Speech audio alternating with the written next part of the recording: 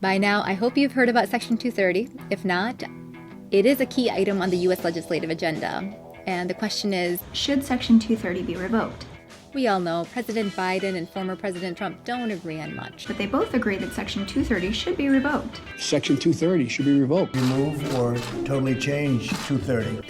On the other side of this debate are big tech execs and social advocacy groups who disagree. And they all have their reasons. Section 230 is the most important law protecting internet speech. And removing Section 230 will remove speech from the internet. Of course, our ability to provide access to a wide range of information is only possible because of existing legal frameworks like Section 230. And the fact that both sides criticize us doesn't mean that we're getting this right. But it does mean that there are real disagreements about where the limits of online speech should be. Section 230 of the Communications Decency Act is a 1996 law known as the 26 words that created the internet. It was adopted to help internet flourish, and it reads, "No provider or user of an interactive computer service shall be treated as the publisher or speaker of any information provided by another information content provider."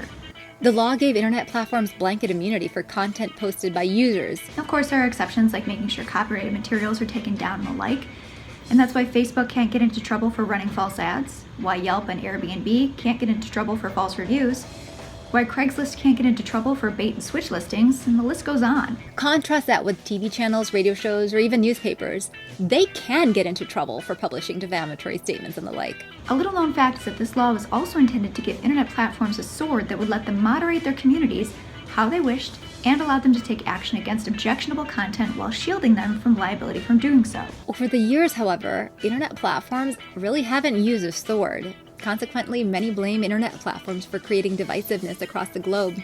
Some even argue that Section 230 is the real culprit behind the insurrection at the Capitol building. So when platforms started banning Trump from their sites, some asked, is it too little too late? And others asked if this was censorship and an end of free speech as we know it. See, these are important questions to ask in the next few months. President Biden and those in his camp argue that internet platforms aren't doing enough to combat harmful content. Trump and those in his camp argue that the internet platforms are going too far with censorship.